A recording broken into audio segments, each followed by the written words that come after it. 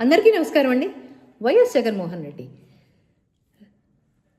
2019 ముందు పాదయాత్రలు చేసి నేనున్నాను, నేను విన్నాను అంటూ ముద్దులు పెట్టి రుద్దులు రుద్ది అధికారాన్ని చేతబట్టి 2019 నుంచి 2024 వరకు ఆంధ్ర రాష్ట్ర ప్రజల్ని మోసం చేసి సీఎంగా సీట్లో కూర్చుని ఆంధ్ర రాష్ట్రాన్ని భ్రష్టు పట్టించిన వ్యక్తి ఎవరయ్యా అంటే అది వైఎస్ జగన్మోహన్ రెడ్డి అనే చెప్తాను.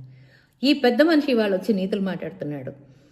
నేను చేసినవన్నీ నారా చంద్రబాబు నాయుడు గారు ఆయన క్రెడిట్ చోరీ చేస్తున్నారు అంటూ కొత్త కథలు మొదలుపెట్టాడు.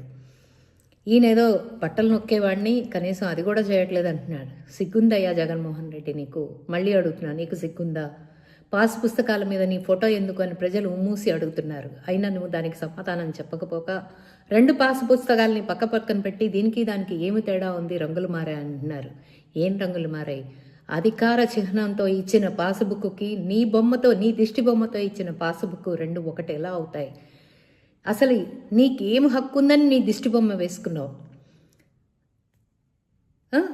రాజముద్ర అను నీ దిష్టి బొమ్మ ఒకటి ఎలా అవుతాయి మిస్టర్ జగన్మోహన్ రెడ్డి?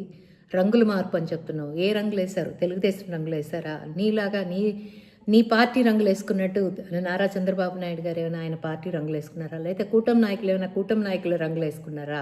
లేదే. రాజముద్రతో ఇచ్చిన పాసు పుస్తకం, అధికారికంగా ఇచ్చిన పాసు పుస్తకంతో ప్రజలు చాలా తృప్తిగా ఉన్నారు. ఎందుకంటే ఇది మాది, ఈ ఆస్తి మాది, సర్వేలు జరిపించి మరి మాకు క్లీన్ చిట్గా మా పాస్బుక్ ఇచ్చినందుకు చాలా హ్యాపీగా ఫీల్ అవుతున్నారు ప్రజలు. అసలు నీ దిష్టి బొమ్మతో సర్వే రాళ్ళు ఎందుకు వేయించాలి?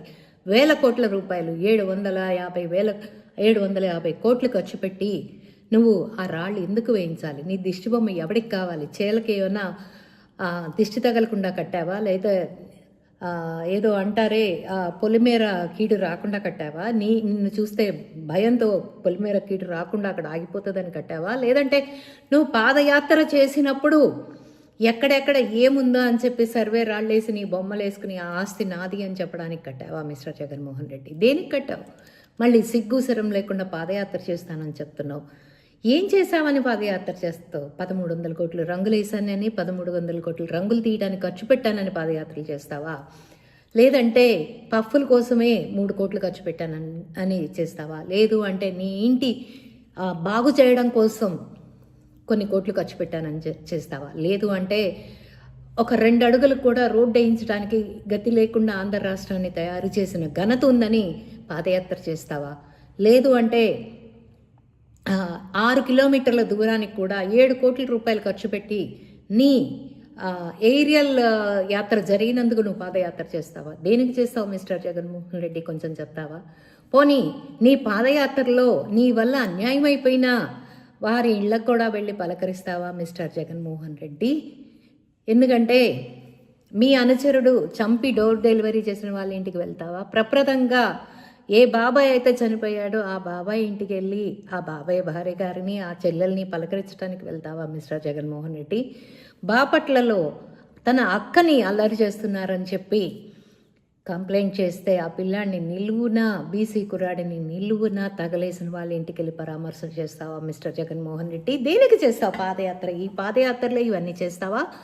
లేదు స్వతంత్ర దినం రోజు గుంటూరులో నడిబొడ్డున నల్లపు రమ్యాని హత్య చేశారే, వాళ్ళ ఇంటికి వెళ్ళి పాదయాత్ర చేసి పలకరించి వస్తావా మిస్టర్ జగన్మోహన్ రెడ్డి? డాక్టర్ సుధాకర్ గారి ఇంటికి వెళ్ళి పలకరింపు చేసి వస్తావా?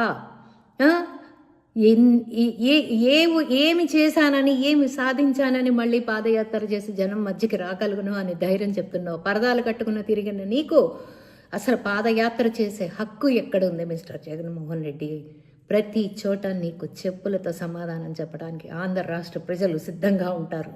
గుర్తుపెట్టుకో మిస్టర్ జగన్మోహన్ రెడ్డి. మా నారా చంద్రబాబు నాయుడు గారిని ఒక్క మాట అన్నా నీకు మర్యాద దక్కదు. ఆయన కాలితో గోటితో సమం కాదు, ఆయన కాలి గోటిలో ఉన్న దుమ్ముతో కూడా నువ్వు సమం కావు మిస్టర్ జగన్మోహన్ రెడ్డి.